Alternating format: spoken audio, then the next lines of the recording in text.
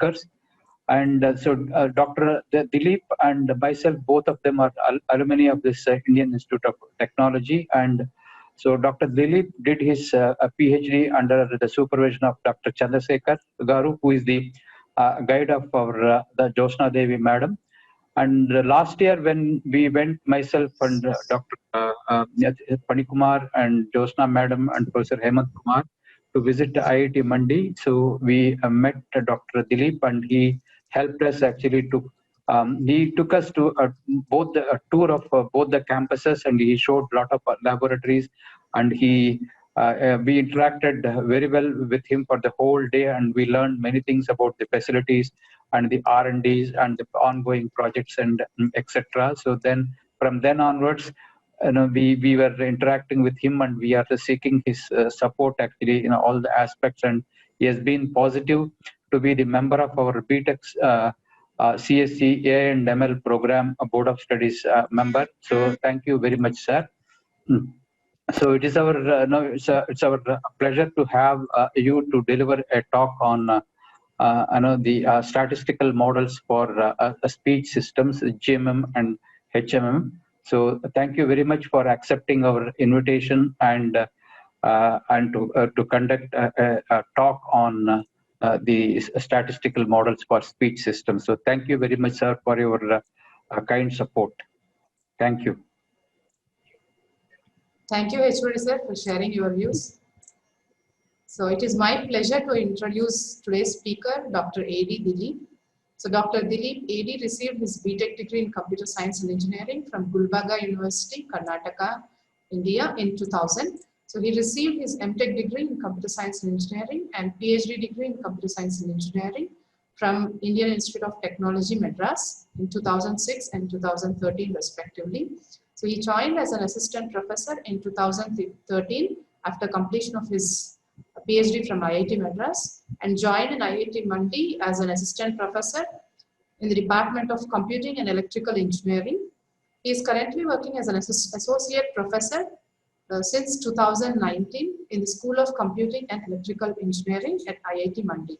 His current research interests are in machine learning, kernel methods, and deep learning, with applications in speech technology, computer vision, and cloud network resource utilization. He has published more than 50 articles in premier journals and conferences. His teaching interests include kernel methods for pattern analysis, deep learning, speech technology, and computer vision.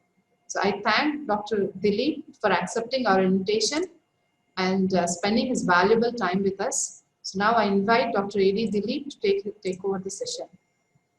Sir? Thank you, Josna. Yeah, thank you, sir. Thank Dr. Venkateswalu also for inviting for this webinar, and as well as for giving an opportunity to interact with you all. Basically, it's my opportunity to share my understanding and knowledge in the field so that it will be benefit for all the people. That's what it always helps in that way. Okay, so thanks once again, and I'll start the session. Yes, sir. Yeah, please, sir. Okay, good afternoon, everyone. So those who are attending this session. And first of all, if you see this, the main topic of this today's session, which I'm discussing, is on the statistical models for the speech system, specifically on focusing on the GMM and the HMM part. So here, basically, we are focusing main onto the concepts of Gaussian mixture model and the hidden Markov model, and how they have been used in building these speech systems. This is what we're going to see as a part of this. And one thing I wanted to make clear at this particular moment is that this topic is quite vast and quite involved, this thing. And as I discussed with Josna, so what I have planned this is that I have planned this session or this talk on this topic as a 2 sessions actually. So the part 1 and part 2. Part 2 maybe subsequently maybe another session I can take this thing.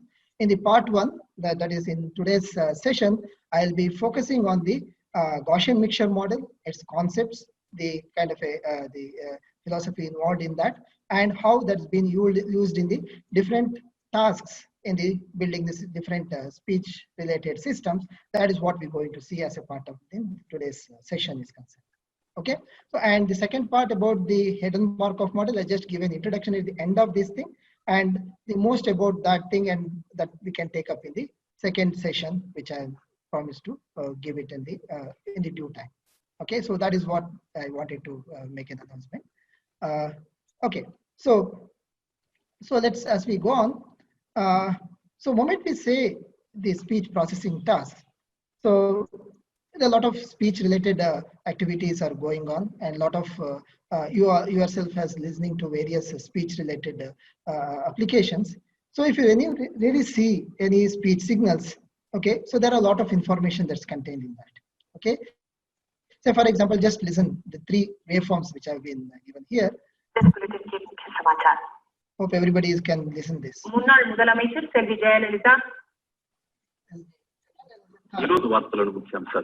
Okay, so if you really see that the speech signal, just by posing the speech signal at this thing, you can't get anything. But when you hear it, there are a lot of information that's present over there, right? So if I transcribe that, each of those speech signals, what I have played, so you can see that, okay, so there are a lot of syllables, you can say that is been made up of, and each of syllables are combined to form a word and word to form a sentence. And that phrase what you have listened, so that's what you are hearing over there. Okay, so but interestingly, if you really see the speech signals, okay, so as I mentioned, there are a lot of information that's present over there. Okay, so this gives us to see that, okay, automatically there are a lot of processing you can do that. First and foremost thing when you hear these things is that first thing what one can perform on this thing is that given the speech signal, can I transcribe them into the what text that is present in that, right? So you listen to the 3 speech signals and there is some kind of a text is associated with it. That's the first kind of an information that's associated with it. When associated to that, the first kind of a the speech processing task that's involved is what we call as a speech recognition. The speech recognition basically to convert the speech to the text, basically irrespective of the who is speaking, which language he is speaking, okay, to just converting the speech into the text form. That is what we call it as a speech recognition is concerned. That is the first thing which is associated with. Apart from that, if you really see these things, so in each of these 3 the audio signals which you have heard, okay, there are different people that are involved in that. Okay, we call it as a speakers, right? Speaker information is also involved there. Okay, you also know that the speech is also acts as a very good biometrics also. One can use it as an alternate to our biometric as our iris or the face in that way. So the speech is also one of the biometrics is concerned. The task in the biometrics is to identify who the speaker is, okay, and verify whether that particular speaker is so and so. Okay, that is what is the another task that's involved in that. Okay, and at the same time, you also might have been heard here is that though there is a 3 speech signals over there, and each of these 3 speech signals are of the different spoken languages that is present. And identifying which language a speaker is speaking, this is also one of the important tasks, is what we call the spoken language identification.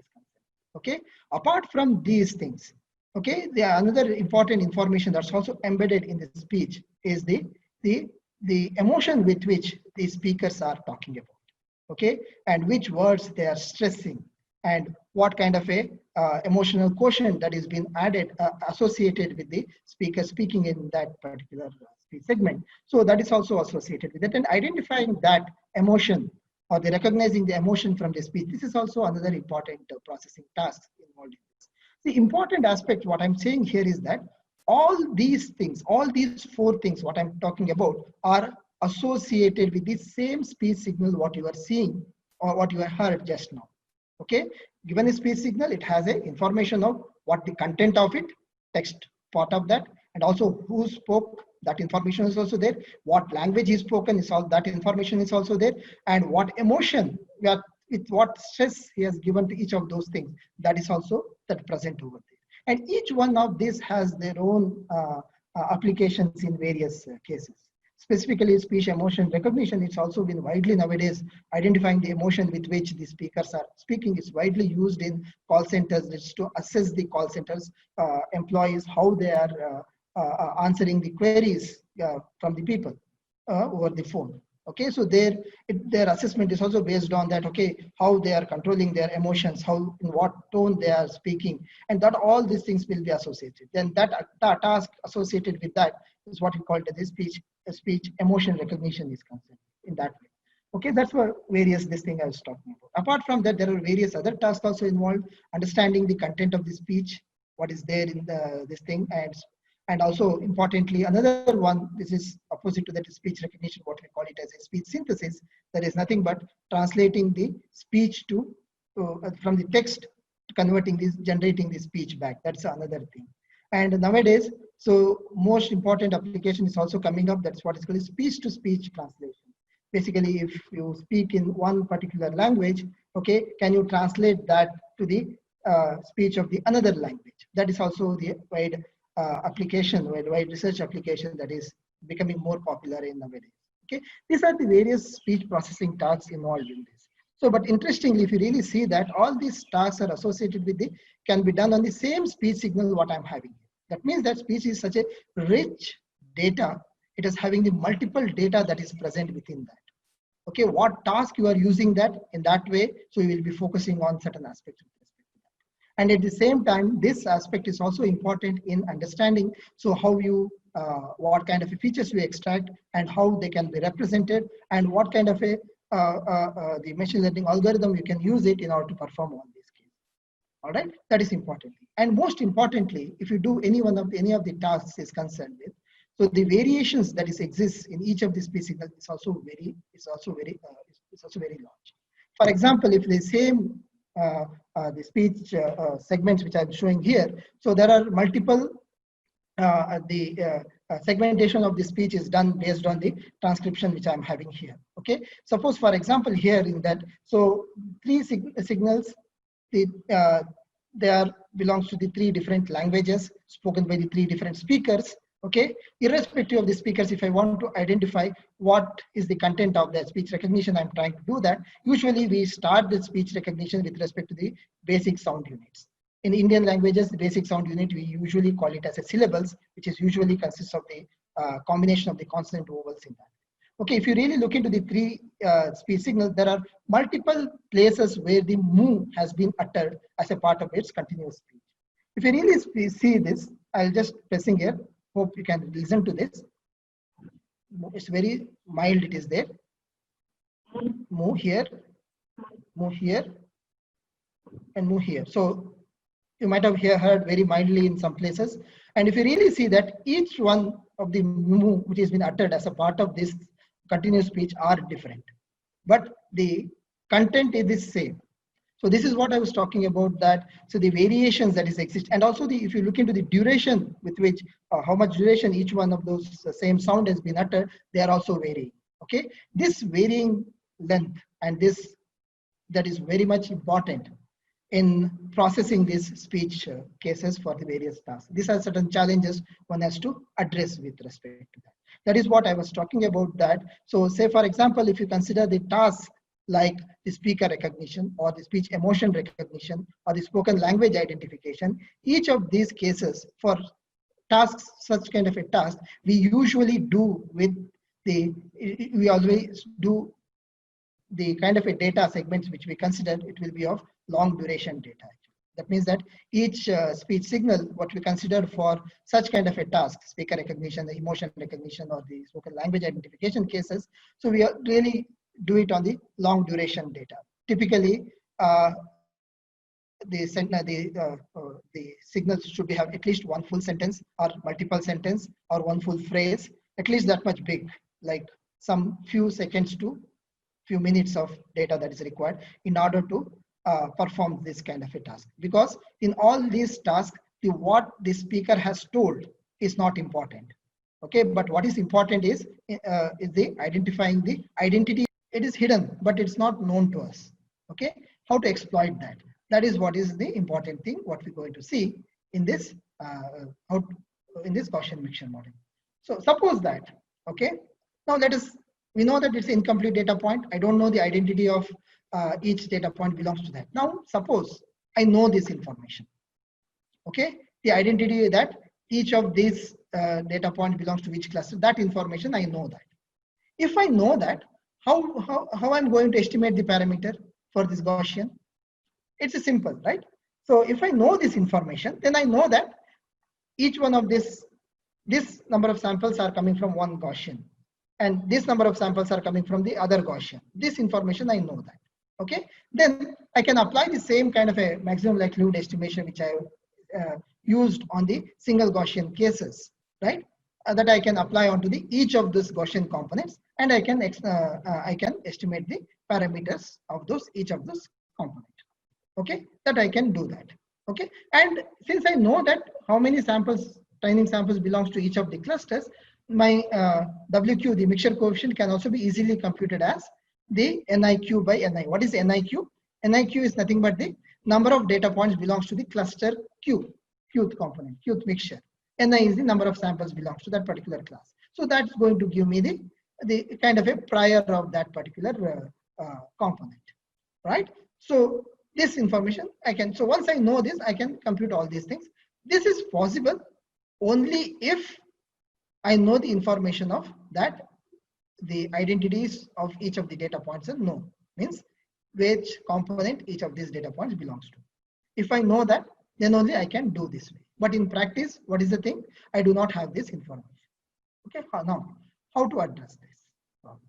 Okay, so this is where it has been. Now the goal of this parameter estimation is to find the best possible values or the values for these parameters of Gaussian mixture model, such that the same like total data likelihood is maximized. Okay, but only catch is that I do not know which component it belongs to, each one of the samples belongs to. Okay, so we will be doing this same like maximum likelihood estimation as earlier, but there is a new things what we're going to do, what we call it as a expectation maximization technique.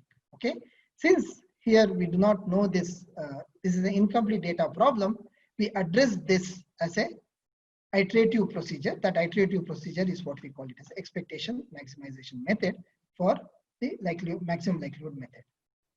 Okay, what are you doing in the expectation maximization method? So this expectation maximization is one of the method which is very commonly used in the optimization technique. When this EM method is being used, it is being used only when there is some sort of a latent informations are associated with that. Okay, in our case, latent information is associated with we are not knowing which component the data points belongs to. Okay, so this is the case. Okay, so basically what we're going to do is that given the Gaussian mixture model now, the goal is to maximize the likelihood function with respect to all the parameters. Okay, so how do we do that? So it's an iterative procedure. Okay, so what we do is that in the first step, we start with some initial value for my mean vector, covariance matrix, and the mixture coefficients of each of the components. Okay, I just give some random values to those things. Okay, initialize them with that value.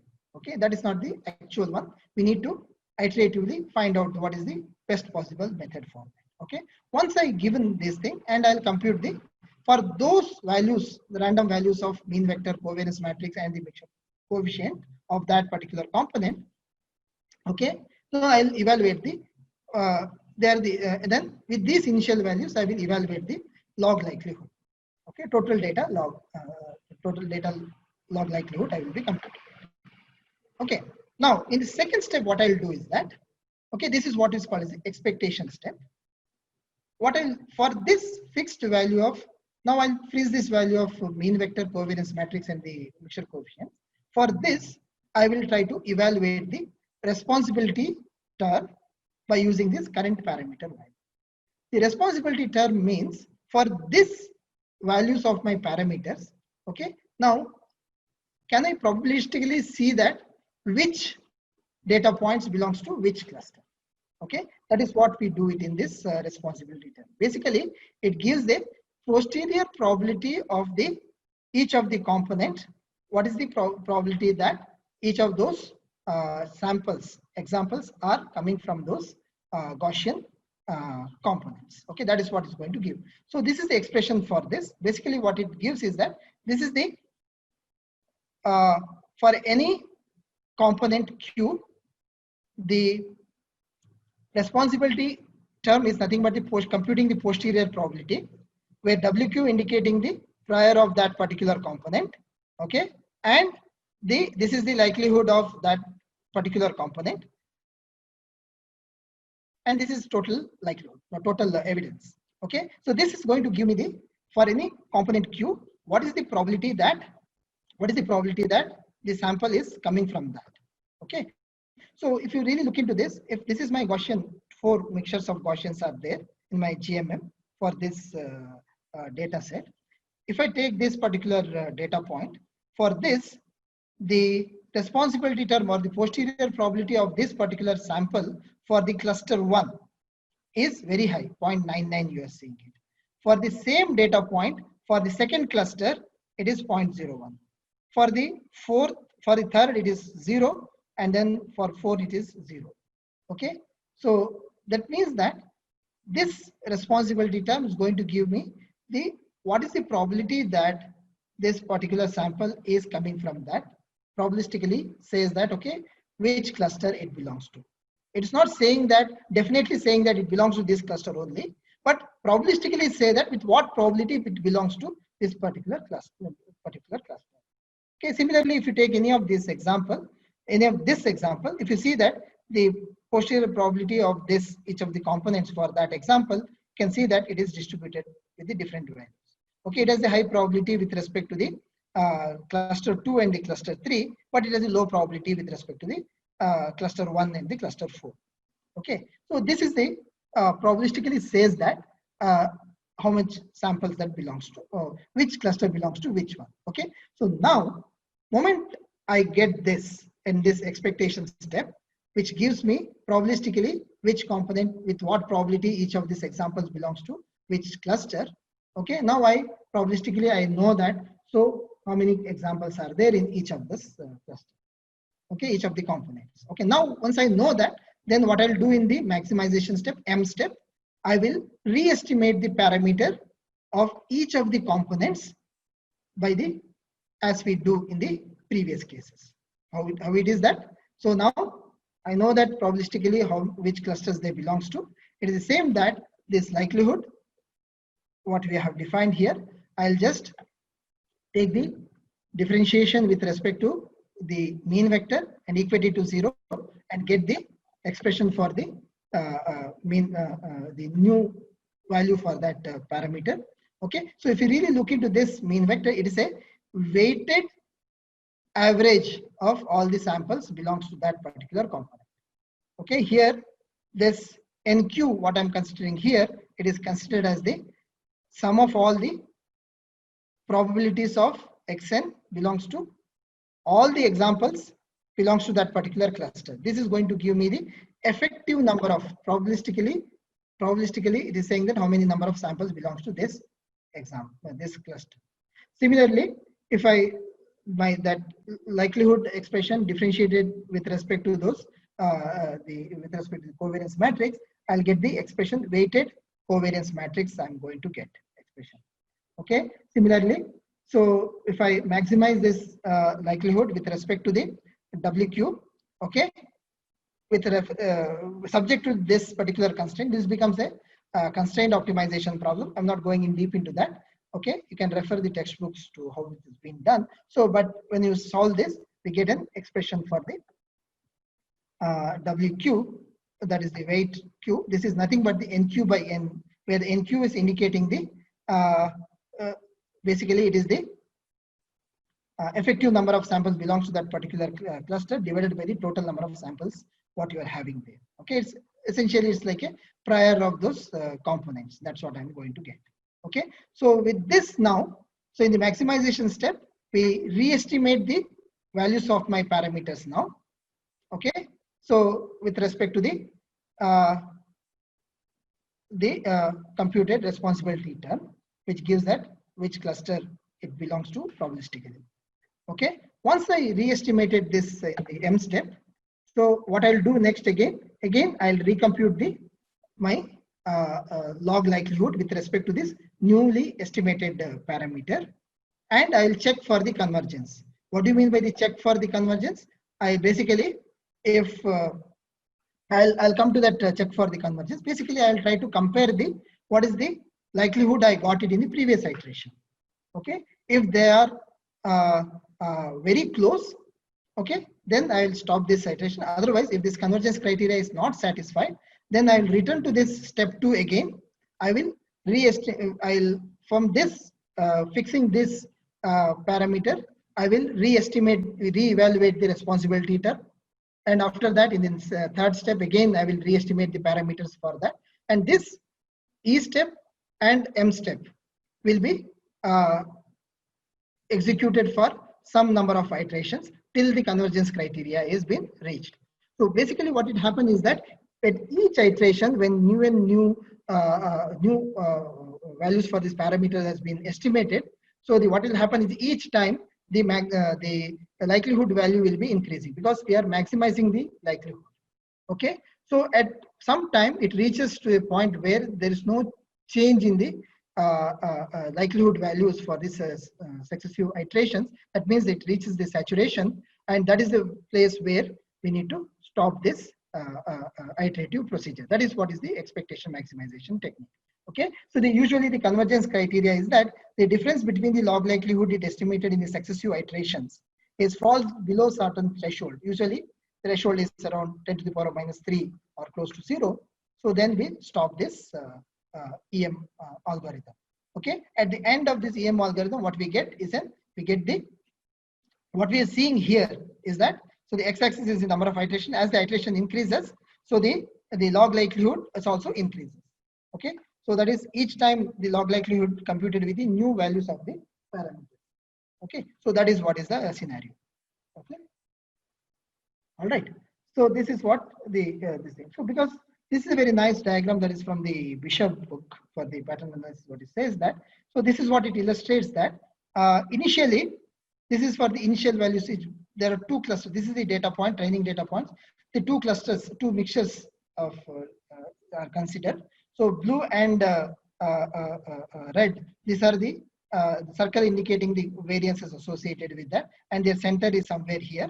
This is the initial values they are considered it. Okay, and then in the maximization step, in the first stage, in the expectation step, they compute the probability that they belongs to each of the clusters is being computed.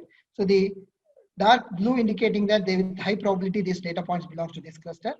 The dark red indicating that the high probability belongs to this cluster, and the mixture of this red and blue, what the purple, what you are seeing here, it is the with some probability belongs to the cluster 1, some probability belongs to the blue cluster, and some belongs to the red cluster. Okay, that is what is the thing. That is when with this, what it will do is that they recompute the mean vector and the covariance associated to each of these things. When it's recomputed, the Gaussian components that becomes this way. Okay, that's in the first step. In the second step, what do they do that? Then again reassign the values to each of the clusters. Okay, finding that responsibility term, posterior probability of belongs to each of the clusters, and then recompute the re-estimate it again. So like this, they went for the 5th iteration, and at the end of the 20th iteration, you can see that clearly the two clusters have been formed, and this is where the maximum likelihood has been likelihood is maximum, and then it is saturated over there, and that is what we can see here. This is the illustration, so shows that how the cluster assignment going to be changing with each of the iterations. Okay, and here each cluster is associated with each of the Gaussian component is concerned. Okay, that is how we estimate the parameters. Okay, so now how do we use this in the classification problem? Basically, here what is important is for our likelihood. Okay, in the Bayes classifier, this likelihood is now estimated by the mixture of Gaussians. Okay, that's important thing. And so whichever the class this posterior probability is maximum to that, whichever the class is giving the maximum posterior probability, or even this likelihood is maximum, so that class label is assigned to the that particular test exam.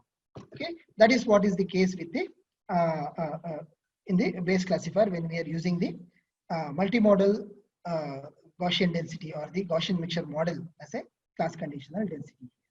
Okay, is it clear? Now come back to our speech cases. Now what we are seeing with respect to this is the static pattern, where, okay, before getting to this speech, just to see, illustrate that how this Bayes classifier using this Gaussian mixture model is more powerful. So if you really look into this data set here, the red is one class and then blue is the another class. If you really look into the distribution, definitely they are not the Gaussian density associated with. This is actually some sort of a horseshoe shaped density. That's a shape is associated with that. We do not have any density distribution which is having this shape, but we can estimate it, approximate it by using the mixture of Gaussians. Okay, so we considered the 5 Gaussian mixtures of Gaussians for each of the classes. This is the 5 mixtures for the class 1, and this is the 5 mixtures for the class 2. Okay, and when we take the test examples, when they assign to each of these things, we can clearly see that the boundary, what you are seeing here, is that and only their boundary that separates the data of these two classes. Okay, that is the, and that decision boundary is obtained by the Bayes tool or the Bayes classifier. Okay, but only the class conditional density is estimated by using the Gaussian mixture model. Similarly, another complex class, this is a spiral data. This is very highly complex data, and if you really see here, definitely it is not a Gaussian density, each of the classes. Okay, each of the classes should be in the form of some spiral distribution, and when with using some I think 30 to 40 number of mixtures. Okay, so each of the classes are this is what you're seeing is for only one class here. Okay, sorry, both the classes are there. So if you follow the red data point, some around 16 to 20 Gaussian components are considered to approximate the density associated with that. That's what is the Gaussian mixture model we have used for each of the classes. And then you can clearly see the decision boundary that separates these two classes. So that is important thing. Okay, that is the Gaussian mixture model. Okay, now coming to our oval triangle. So here I'm having the 10 ovals classes are having, and each data is, each speech oval samples are represented with a 2-dimensional data, forward frequency 1 and forward frequency 2. Okay, so in this particular case, so how we build the oval recognition system, basically using the training samples associated with the class 1, maybe the first oval. So we build a Gaussian mixture model. Class 2, we build a Gaussian mixture model, and class M, here the 10, M is the 10. So for the 10th class, the Gaussian mixture model is being built. Now for any test example X, this is a feature vector. It is derived from the frame of that test speech. When it is being assigned to the, then it is being assigned to, it is given to each of the Gaussian mixture models, and it computes the, what is the likelihood that this particular sample belongs to this, belongs to a Gaussian mixture model 1 or the class 1, or the probability that it belongs to a Gaussian class 2. So this class conditional density has been estimated for each of the classes. Okay, so that is being computed as this expression. Okay, this is nothing but the, it's a likelihood expression for your Gaussian density, a Gaussian mixture model itself. Okay, so with respect to each of the classes, it has been computed, and whichever the class it has been maximum, it will be assigned to that particular class. So that is how the oval recognition has been built for this case. Okay, so this is all the case is with the it's very simpler case associated with the static pattern is concerned. But as I rightly mentioned in the earlier case, the speech samples are not the entire speech samples. We can't represent entire speech sample with a fixed dimensional feature vector. Okay, that because it's a time varying signal, and stationarity is present in the very short segments. Okay, that we need to take it in that way. Okay, for any of these tasks like your speaker recognition, speech emotion recognition, or the speech spoken language identification, since we're dealing with the long duration of the data, so from every 20 millisecond frame, we extracted a feature vector. Usually the 39-dimensional male frequency capsule coefficients are extracted. And these extracted coefficients now, if you really see that, suppose it is having this some durations of speech signals are there, then the entire speech signal is now represented with the collection of these feature vectors. Now this collection of these feature vectors represents one speech example. Okay, when I consider that this speech example, whether it belongs to a particular speaker, then I need to collectively classify entire these local feature vectors into that class. Okay, so in this particular case, for these tasks, speaker recognition or the emotion recognition or the language identification cases, since the order in which the speech has been uttered is not been important, so we can just consider this them as a set of feature vectors. Since the order is not important, so the Gaussian mixture model is the right candidate to model this particular data so that it can be classified using the base classifier. That is what is been there. But most importantly, what is happening here is that the duration of each of the speech samples of belongs to the same class, they are different. As a result, number of feature vectors obtained in each of the samples are also different. That is why it is called as the varying pattern. That is the main thing. Here, when you build this Gaussian mixture model, so what needs to be done building the classifier is that, so for each of the sample, number of feature vectors are different. That's what you are seeing here. Okay, so we need to build the classifier such that, so it should understand the characteristics of each of those classes. Okay, and then when we test the sample, we need to collection of all those feature vectors made up of this particular test sample will be given to the classifier, and then we need to collectively make a decision to which class it belongs to. It is not on the single frame. We can't make out that it belongs to which class. Okay, that is what is important. Okay, so that's why what we do in the Gaussian mixture model is that we build the Gaussian mixture model for each of the classes. How we do that? We take each of the local feature vectors of all the examples of a class, and then we build the Gaussian mixture model. If you read here, if you see this picture here, this is just a each point. What you're seeing here is a two-dimensional data points associated with the one local feature vector. Okay, so all blue feature vectors are the feature vectors associated with the all the samples of a blue class. Similarly, red is a different class and the green is a different class. Okay, here each point here is one local feature vector. What do you mean by local feature vector? That's a feature vector extracted from one frame. Okay, not from one example. Okay, so you should keep in mind. Okay, so now what we do here is that we build a Gaussian mixture model for each of the class 1. This is the blue is the class 1, this is the red is the class 2, and there is the class 3. Okay, now during the testing phase, the building the class Gaussian mixture model is the same. Okay, so importantly, if you see here is that each cluster, the physical meaning of each of cluster or each component in the Gaussian mixture model is that, so they the similar characteristics within a frame or within a class, the frames with the similar characteristics will be grouped together. That is the idea of that. Okay, and collectively they define the characteristics of that particular class.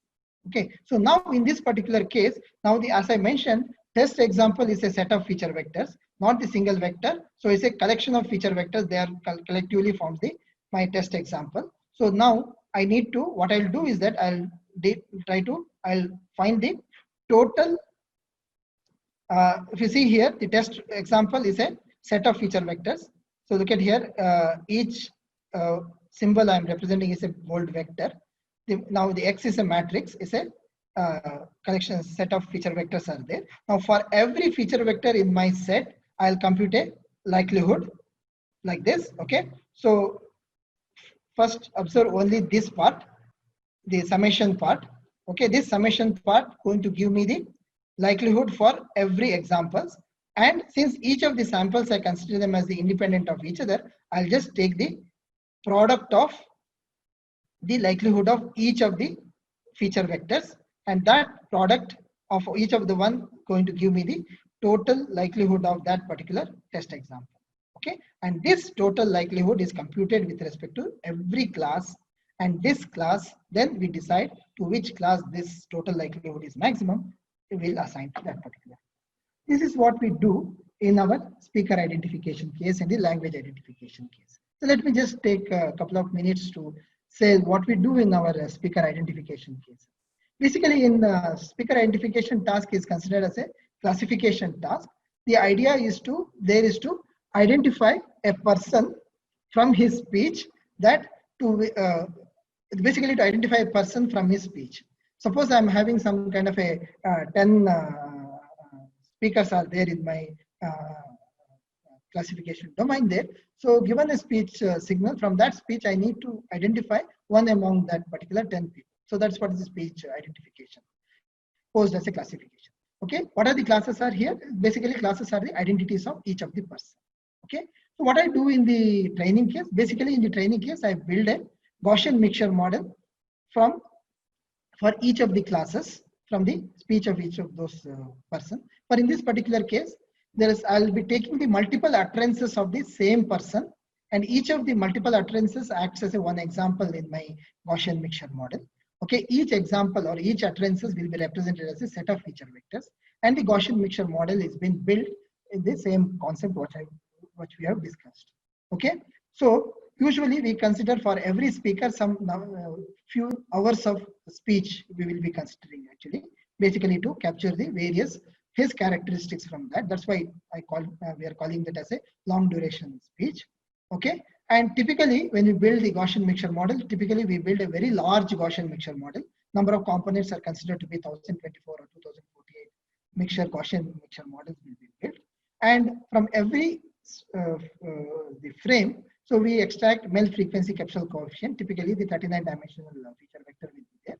Now from every speech utterance is represented as a set of that 39-dimensional feature vectors.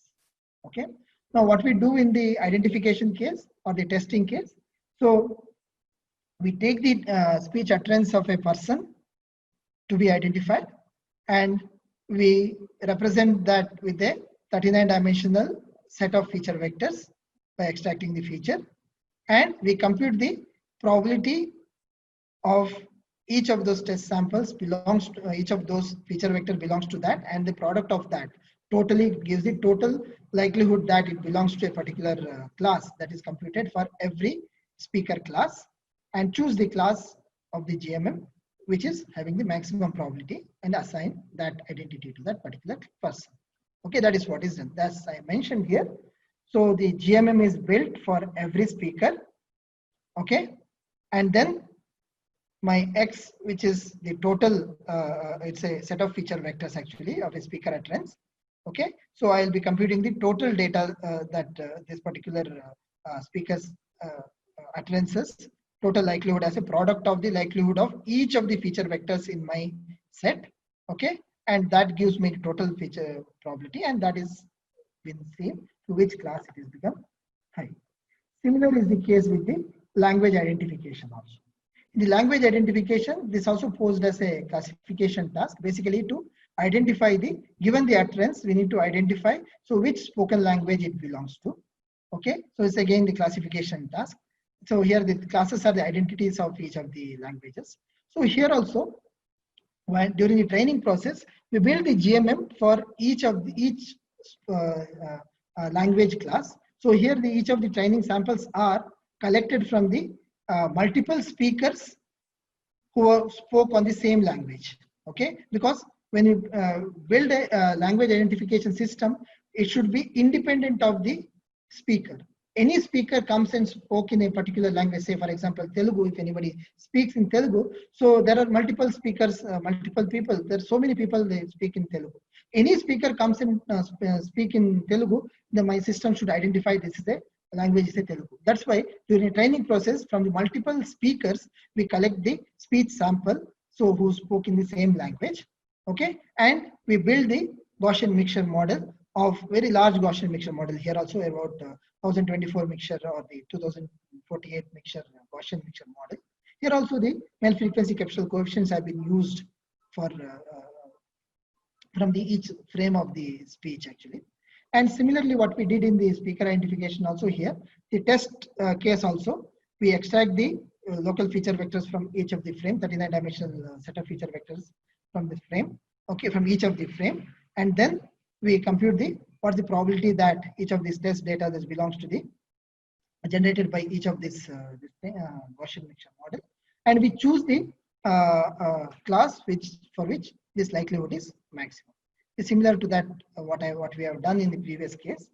The Gaussian mixture model is built for each of the classes, and the again the set of feature vector, the test sample associated to a particular language. It's a set of feature vectors, and for each of these vector in a set, the likelihood is computed, and the product of all this likelihood gives me the total likelihood.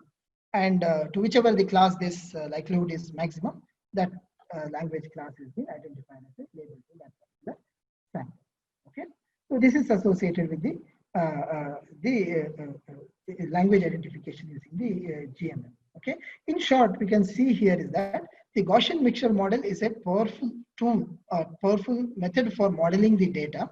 And specifically, these things have been used specifically for this language identification or the speaker identification cases, mainly because there we need not have to preserve the order in which the utterances have been done. Okay, or utterances have been produced. Okay, in other way, so when the feature vectors are extracted, the sequence of those feature vectors need not be preserved. That order need not be preserved, because this order is preserving is important only if you want to identify what is that particular sound or what is that particular task is on. But the GMM, since it clusters them such a way that the similar feature vectors are grouped together to form this, it totally destroys the order in my entire sequence. Okay, that is okay in all these tasks. But this Gaussian mixture model is not suitable for doing this speech recognition or where the syllable recognition in all those cases. That will come back at the later stages. To summarize this Gaussian mixture model, so what we see that it's a multimodal probability distribution of for each of the classes represented by the Gaussian mixture model. Okay, here the number of parameters to be estimated in each of these classes, data of each of the classes, it totally depends upon the dimensionality of the data. So basically, if the and the number of Gaussian mixtures they are considering. Okay, the total number of parameters to be estimated that depends upon the it is the q times the number of parameters associated with each of the vectors, and the q times the number of covariance matrix, and plus the q times the, that is missing here, that's a q times the mixture coefficients associated with each of these things. Okay, one issue here, one issue with all this statistical model is that, so the number of parameter estimated to be estimated that depends upon the dimensionality of the data. As the dimension of the data is increases, to robustly estimate the data, so we need to have the more number of samples is required for the robust estimation of the parameters, because all the statistical models has this limitations.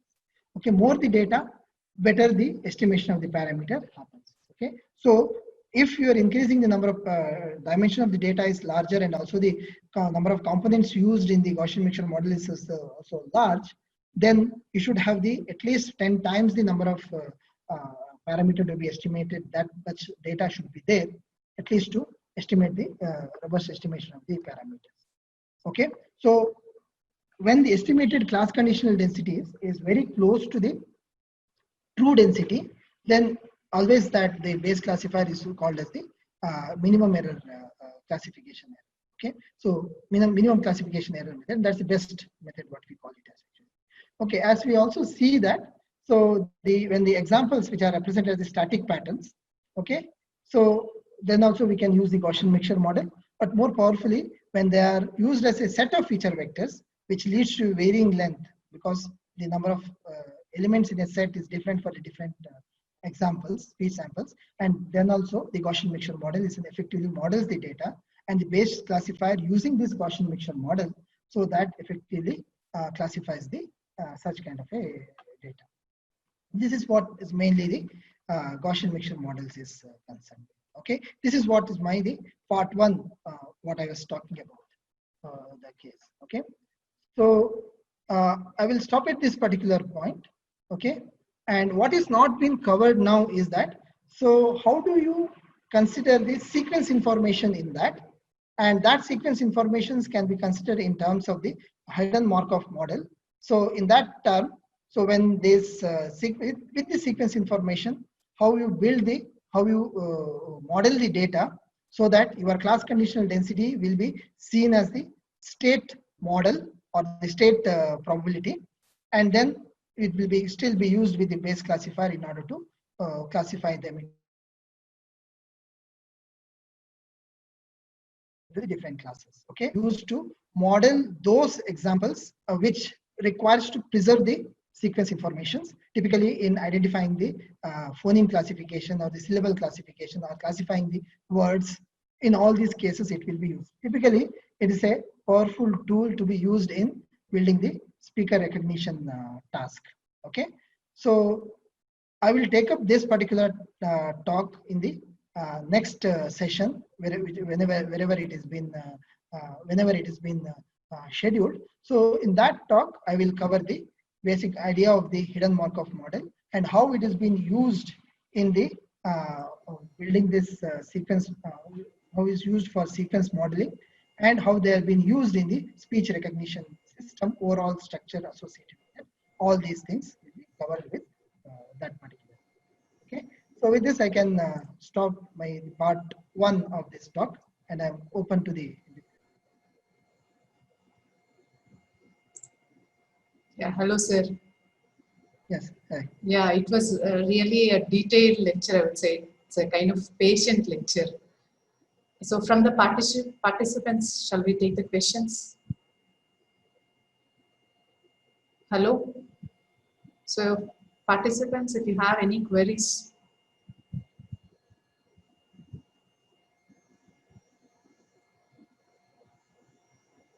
Any queries from the participants?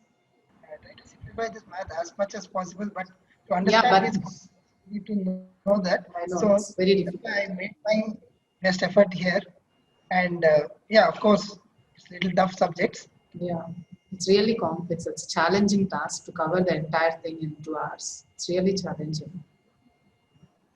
So any queries from the participants? Good afternoon, sir. Good afternoon.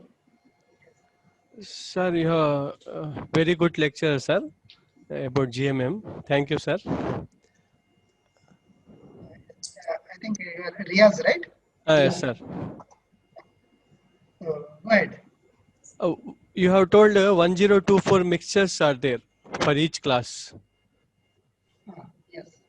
That means the 1024 samples we have to take from each class. No. It is not the 1024 samples. Number of samples are less. Okay. So the number of see the 1024 components means 1024 mixtures of Gaussian. I'm talking about. Okay, sir. Okay. And the number of samples will be much larger than that. But here there are two things are there.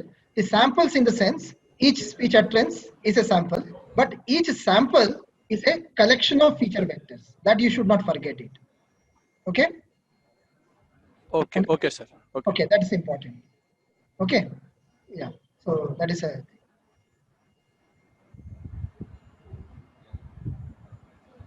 Yeah, any other queries from the participants?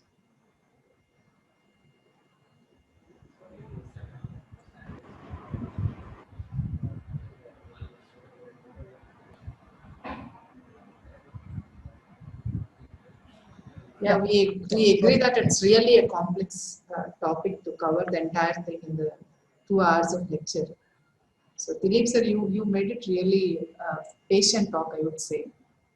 It's the most challenging subject to deal with. Sir, HOD sir is there? Madam. Sir, would you like to talk? Yeah. Yes, sir. Thank you very much, Dr. Dilip. So though the topic that was selected is highly mathematics and the probabilities involved, I'm sure that it is very interesting to our the participants. I'm sure that they would have learned many aspects actually, especially in the Gaussian distribution and other aspects. So I'm very much thankful to you for giving a wonderful lecture, and which is going to be very much useful for our researchers and our faculty members. So thank you very much. And in future also, I request you to extend your support for the benefit of our students and the faculty members. So thank you very much. And that's why I already told you that part Yeah. two of this talk I will take up whenever it is free time or whenever it is free to Yeah. host this. So Okay. this was Okay. Okay. Thank you, Dr. Dilip. Yeah, thank you, sir, for giving your reflections. thank you. Sir, let me For the let me patience. spend 2 more minutes for giving the closing remarks. Sir, please give your reflections, sir. Dilip, sir. No. So yeah, my only suggestion to all the participants is that please go back, read the things, okay, just to brush up various things which we have discussed, okay. And these concepts are very much important and used very much in most of the machine learning techniques which is being used in various fields also. Okay, so hope this session will be much more, make the better utilization of this session. That's what my suggestion to all. Yeah, thank you, sir. Dilip, sir, thank you very much for giving a wonderful lecture on statistical models. So you have given, you have quoted many of the open research problems in the domain of speech processing and various other domains, related domains. I hope this lecture generates more interest in speech processing and inspires our participants to work towards the speech processing applications and, of course, the related areas where these kind of models can be used. So like video processing and all. So they can use these models. So on behalf of the organizing committee, I thank all the participants for joining this webinar. I hope this webinar served its purpose, and we are extremely thankful to our chairman, Dr. Rahul Attaya Garu, who always motivates us to organize these kinds of webinars. I thank Dr. M.Y.S. Prasad Garu, the Honorable Vice Chancellor, Dr. Raghunathan, Registrar, for providing all the support required to organize this event. I also would like to extend my special thanks to our speaker of the day, Dr. A.D. Dilip, for handling such a challenging concept with utmost patience. And I thank Dr. Venkateswaru Dondeti, HOD CSC, for his enormous support. Without his support, we wouldn't have successfully conducted these series of webinars. So far, we have conducted 4 webinars in different areas. So I thank all my faculty colleagues who are actively involved in organizing this event. Once again, I thank all the participants for attending this webinar. So hope you will get the maximum benefit out of this webinar. So I hope most of the people could not join though they registered for this webinar because they are having classes during this time. So we'll be sharing the recording of this session so that they can benefit out of that. So please provide your feedback and so that we'll be able to improve the experience. So certificates will be issued to only for the people who submit their feedback. So thank you, sir. Once again, Dilip sir, thank you very much. Thank you all the participants for making this webinar a successful one. Thank you all. Thank Sir, you, madam. Yes, Yeah. sir. Thank you, ma'am. Yeah, thank you. Shall we Yes, take thank a you. photo? Yes. If you open your videos, all of you, if you open your cameras. Dilip sir? My camera is Yeah. open. Yeah, you are open. So just I'm alerting you. Sharing it or So can you all please open your cameras so that we'll be able to take the. can I stop sharing it? No. Yeah, that's fine. No problem. Even if we share also, that will not be.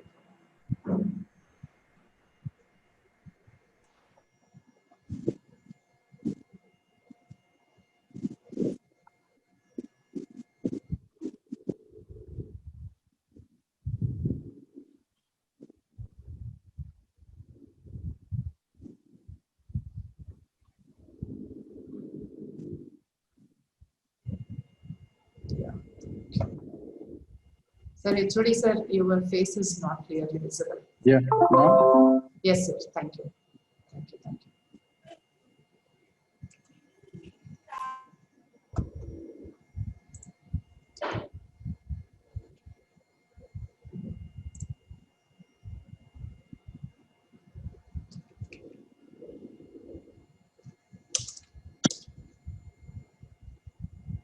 Yes, sir. Done.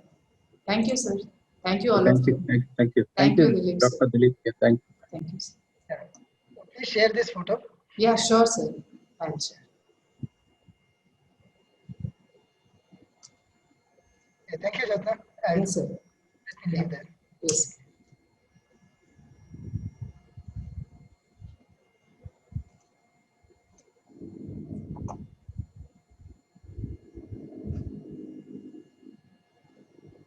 Thank you all. Thank you all for participating in this webinar. I'm closing the session. Thank you.